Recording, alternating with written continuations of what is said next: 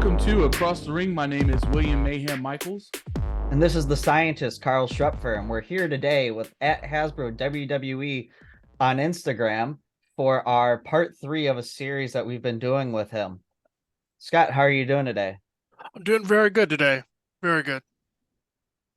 So last time we spoke with Scott, we told you that we had a special surprise.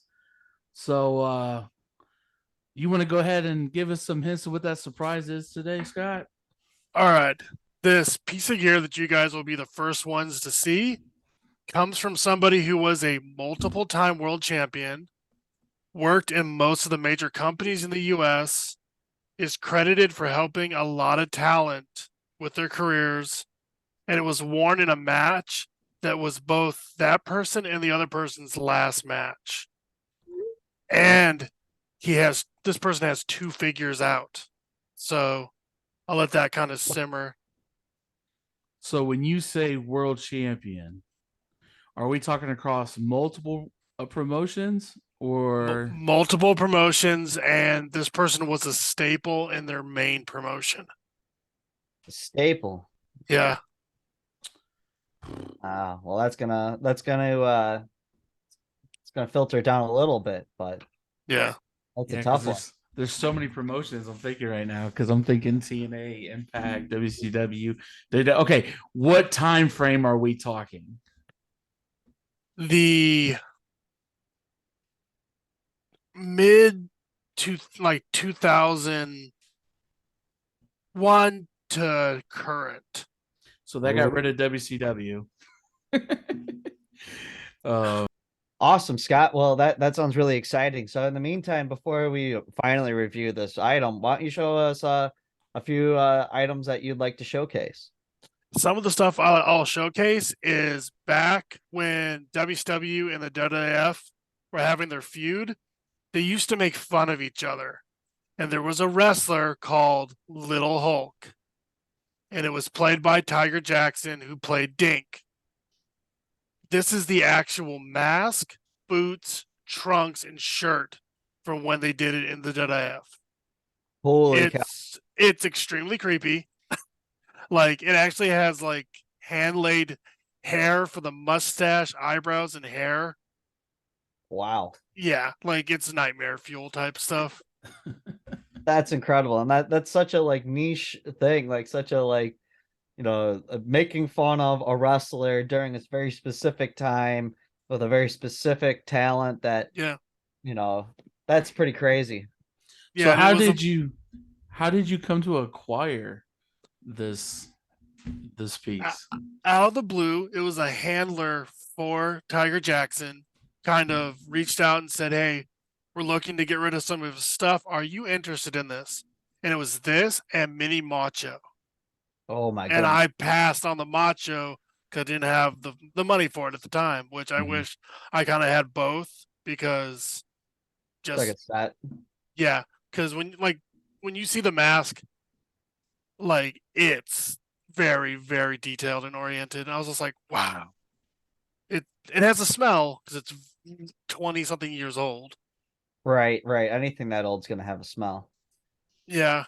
Especially ring worn. I kind of like to get the stuff that is unique or odd, where like when people see it, they go, "What is that?" And then you explain it and they go, "Oh, that is so cool." It's such a funny piece of memorabilia too, because it's so uniquely WWF. They made such a habit of doing, mini so and so, whether it was, Hulk, Macho, Gilbert.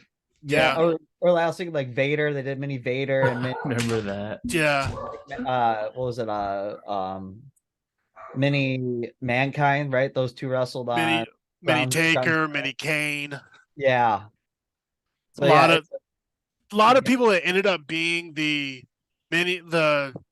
dinks for the Survivor Series with Doink were them, or it was the people that were the Little Kings with Jerry Lawler's group from Survivor Series were the ones that did all the different mini characters.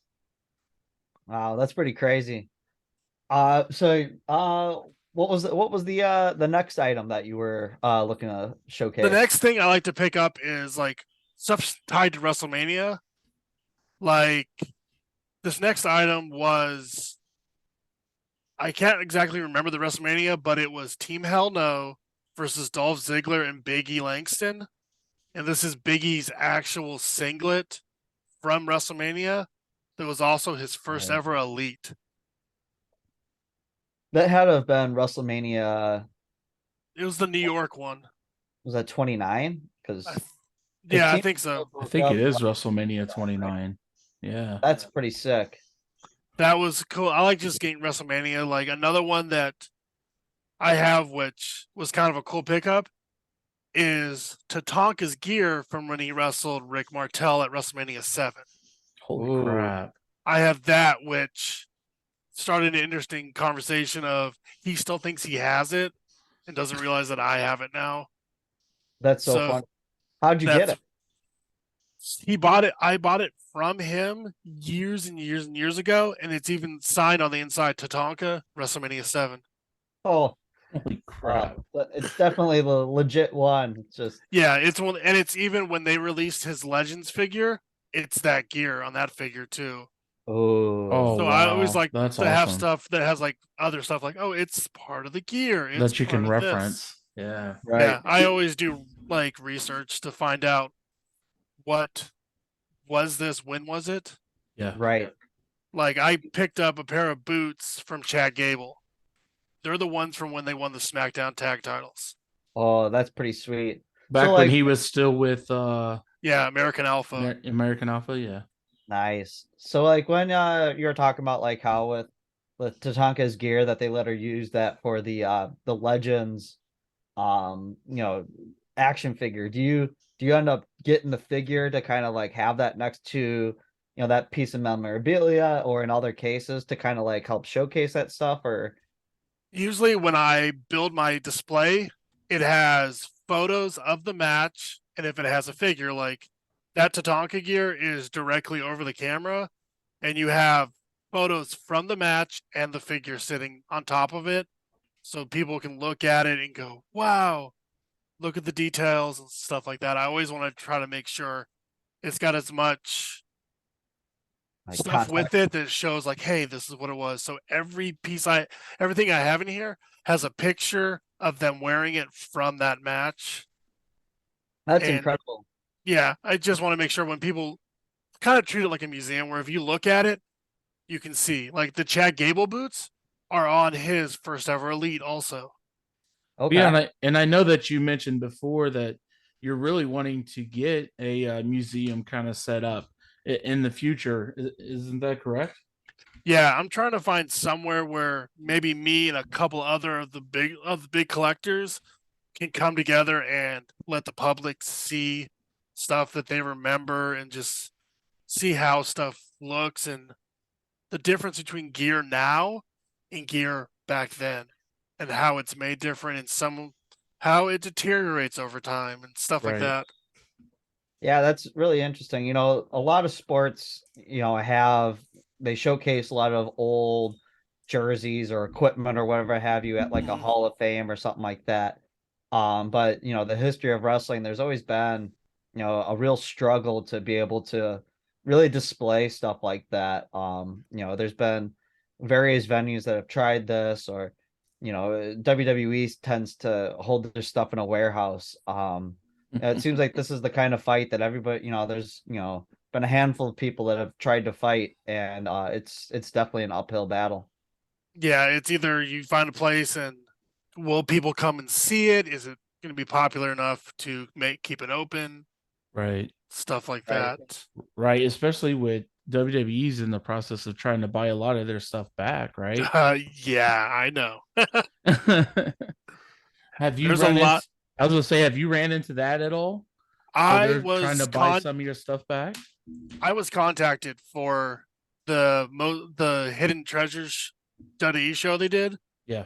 because I have King Booker's trunks are here. I have, from what I've been told and said, Road Warrior Animals LOD trunks are sitting in the back of my room. His Ooh. red and black crap. stuff. It's stuff like the mini Hulkster. It's things that they would want. So it's stuff that they know where pieces are, and they know where, and they don't know where some pieces are. So Yeah. Right. just kind of how we That's move intense, forward. man. You got a lot of that stuff. A lot of good stuff, it sounds like. I've got stuff that I've tried to curate that has a meaning to me, and that I know will be kept well care of Yeah. and Right. away from prying hands and stuff like that. Yeah, that makes a Then, lot of sense. and another little piece is I have a piece from the Silver Dome, one of the chairs, Oh, signed by Oh, Hogan nice. with all the stuff. Like the case I'm staring at right now contains Zack Ryder's boots from when he lost to The Miz after WrestleMania, oh, Eric Young's boots from when he won the TNA title, Courtney Rush's boots from Shimmer when her and Sarah Del Rey won the Shimmer belts, and Raven's boots from his TNA NWA win. Wow. All sit in a case, Wow. along with an original WWF turnbuckle. sounds like you So have quite a bit of memories throughout your collection. How often do you get to, really show that off to people or There's only been a handful of people that have actually been in this room. A lot, because I don't mind showing it off, but I'm more kind of on the private side of not wanting people around. But like my Right. Instagram has a lot of this memorabilia on there, and I usually will post brand new stuff or things. But there is also stuff that I've seen, and I'm the only person that's seen it wow. because it's something I don't want to be out there. That you have it. Yeah, so I don't get Yeah. massive DMs. Hey, can I buy this? Right. Right. And guys, remember his Instagram is Hasbro WWE on Instagram, and that's kind of the plug for being able to see all the stuff that he has that he's willing to show us. Yeah. And even like set for gear, I have like I have a what's called a 2-up. Do you guys remember the grip and flips from WCW? Yep, sure do. I have the 2-up of the Raven, the prototype, Holy Oh, crap! wow. and it's probably this big. Huh. It's Wow. heavy. It was one of the random pickups I have because I was always a big Raven fan. Yeah. So that's kind of a nice little thing. And then back when Classics did a 2-pack, it was Fuji and Roddy Piper. I owned the sample that was sent to Mr. Fuji, and he signed it. So that sits in a case in here. So it's just like little other pieces that also kind of stick to me. Bunch of like ring used turnbuckles, Yeah. just to kind of show like. And then I pick up other stuff that has memories, like since we've all pretty much done the Jericho cruise together. Yeah. Right. Yeah. Remember the banner that you would get when you first walked onto the boat that said "Welcome to the Jericho Cruise"? Yep. I have that sitting back on my desk. That's Did, awesome. didn't you get a turnbuckle this past cruise in 2023? I did not. Oh, I thought you did. Okay. I've been working on it and just haven't been able to get one yet. The first year, pretty much when the cruise finished, they tore that ring apart and just chucked it in the audience. So like Oh, Cody Holy and the crap. Bucks threw turnbuckles, Oh my through the god. skirts, through everything. Just here you go. And people still have it every once in a while. one They pops give them up up. as like a prize on the cruise. That's crazy. Yeah. I wish I had one. I tried very hard to get one. So, what about one of the biggest issues with, as a collection grows is having the space for it all. So, how do you manage all that and make sure that, as you continue to grow that, you're able to fit it all? I have directly the rack that's right behind me. At the very other end of that is a clothing rack that's covered with a plastic zip up tarp, and stuff hangs in there. I have stuff that is in like sealed boxes, and I have a database I keep on my computer so I know what I have and what I no longer have or what I'm looking for or need, Mhm. stuff like that. Yeah. So you don't have everything on display. So you have like a backlog of stuff that you're hoping to Yeah. someday. If I had about another house and a half, I could display stuff. Like I'm slowly like picking up a new mannequin. Stuff switches out all the time. Or sometimes I do loan it out to places. Like if the WWE does access and they need stuff for a Hall of Fame person, sometimes they will contact us. Can we borrow this for access? And stuff Okay. might be loaned to them and then we get it back. Or maybe someone wants to do a retrospective on a certain wrestler. We'll loan it out to them on agreements and stuff like that. How often does that happen?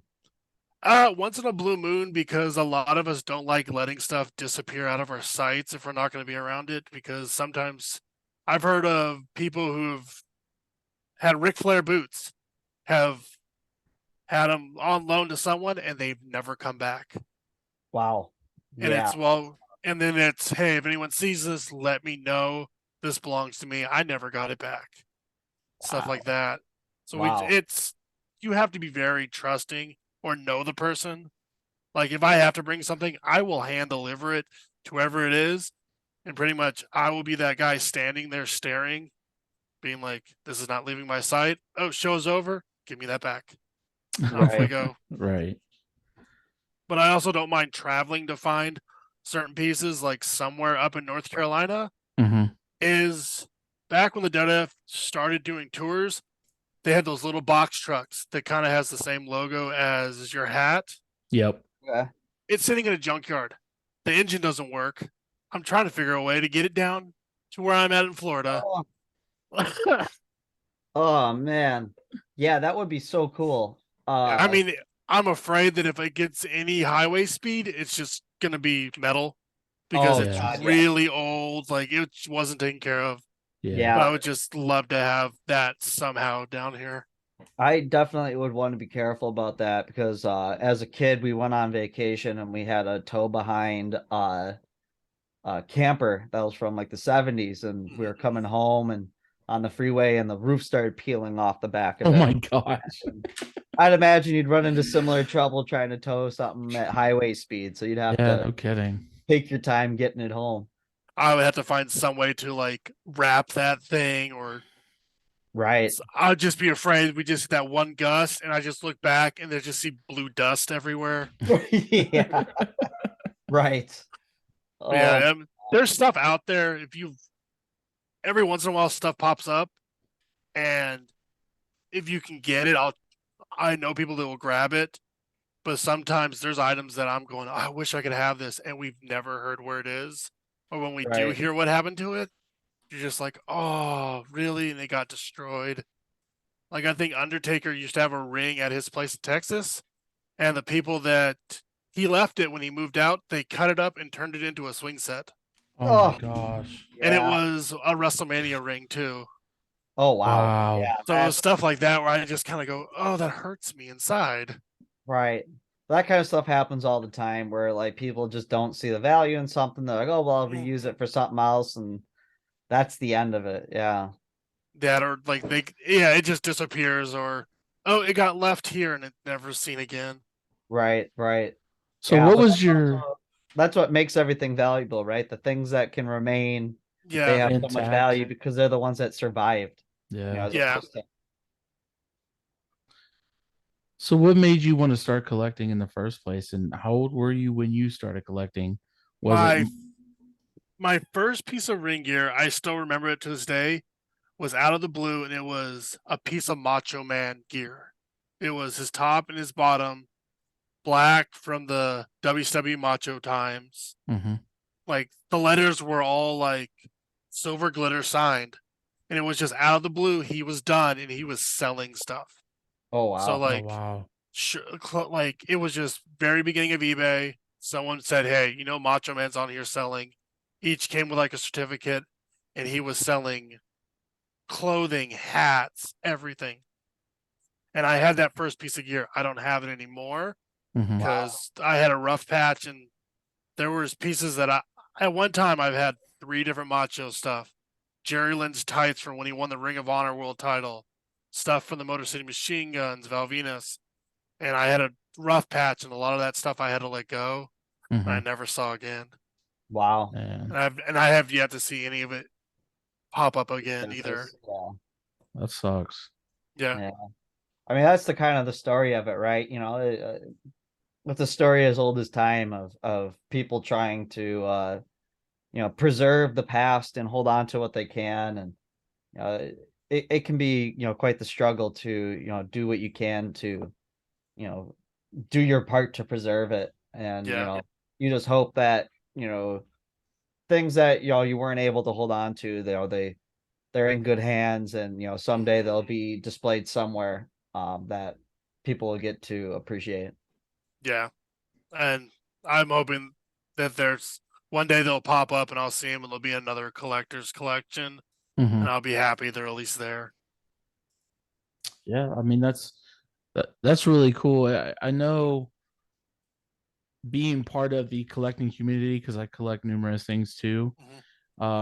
Especially when you're in a certain niche, because I'm in two different niches.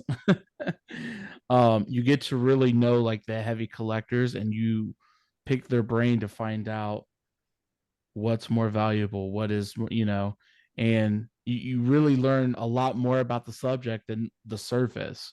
You know what I mean? Because as a wrestling fan, we watch wrestling and we're like, oh, that's cool, da da da da. But then when you started getting to the whole collecting world, you find out, oh yeah, this ring gear was only worn one time and it was for this special event. And it's stuff that you never really paid attention to as just a regular um, person watching wrestling. You know what I mean? Yeah. And it starts to show how significant a lot of these pieces are.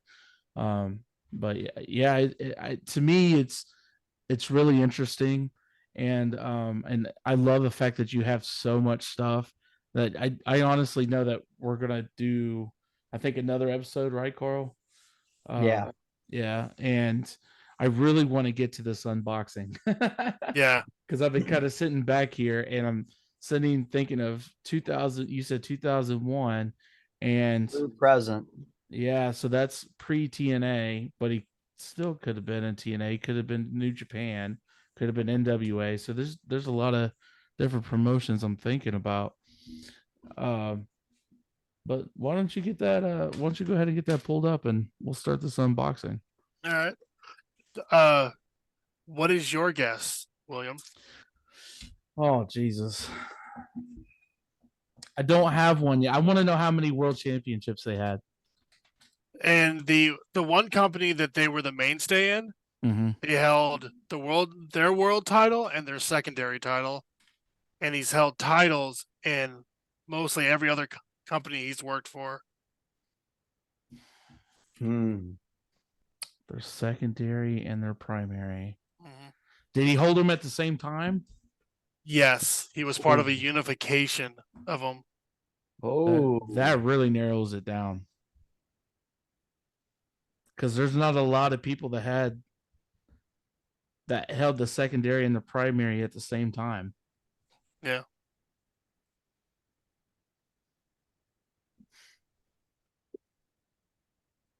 What about you, Carl? oh boy. I don't think I didn't realize that. I'm not nearly the history buff I thought I was. If I was to get, I mean, oof. Like I know Goldberg did he didn't unify, but he had the US title. He won the world title, but he handed over the US title when he won the world title. And that's happened in TNA and it's happened in WWE. So I'm kind of, that's why I laugh when people say we're the first double champions. I'm like, no, you're not. Not even close. Man. To narrow it down a little bit more, the other person that was in the match, that it was their last match, is part of the Blackpool Combat Club right now. Ooh.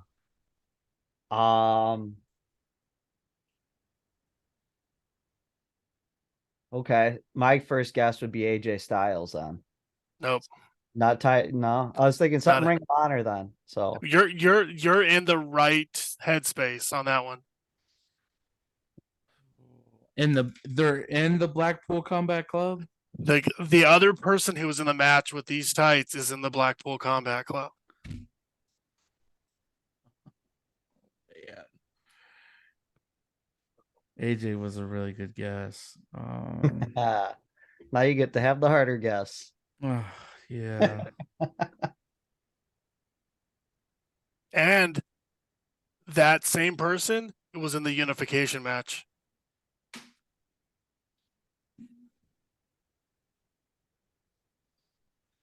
Because I know it wasn't Cesaro, because Cesaro just won the world title when he came back to AEW. So the other person, when it wasn't Yuta Wheeler, so the person had to be Mox. So the person he wrestled, it would have been an ROH, wouldn't it? Yep. Yep. Gosh. Oh my gosh. I'm trying to think of all the ROH champions I can think of. This wasn't a guy that's been in the news recently, has it? No, but when you hear his name, you both are gonna go, "Whoa, God, we forgot about him."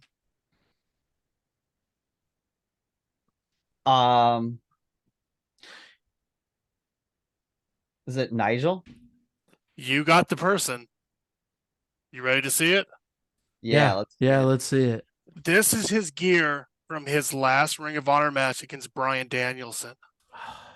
I forgot Brian was in it too. Yeah. Oh man. And cool. the one Nigel McGuinness Figures Inc. ever made, this is on that gear. Oh my God, my that's God, cool. that's and crazy. His second figure was when he was Desmond Wolf for TNA. Oh, I remember Desmond TNA. Yeah. This is his last pair of Ring of Honor trunks he ever wore before he went to NWA. Before he retired. Oh my! Because so now he's a commentator for their, I think it's the Next Up show. Yeah. So this is his and Brian's last match they ever had with Ring of Honor was against each other. Yeah, I saw that match. I'm so mad. I remember seeing that match because I was a big Nigel fan back then, and I remember when he retired, and I was not too happy about it. Then you roll back years earlier, Nigel was a pure champion. Daniels was the world champion and they unified him in England. There we go. Yep, there it is. Oh, yeah, man. I was. You got us. There we go. I was there in Chicago Ridge when they switched over. I think this is the same time. This was when they switched over to the new logo for of Honor, and Nigel was brought on, I believe, at that time to become their commentator. That was before Kevin Steen, wasn't it? It's about the beginning of beginning of Kevin Steen. Yeah, man. When I think he was the commissioner for them. Yeah. Oh my gosh. Yeah, it's crazy. But and to think that was such a pivotal moment at the time, and to think how long ago that already has been. It's already an iconic moment when it feels like it was just yesterday. So that's incredible. I remember Hydro, or as some people call Black Machismo or Lethal. And it's so funny because every time I tag Lethal, which I don't know if you've seen it or not. Yeah, I've seen the hashtag Hydro. Yeah. Did you see that he liked it?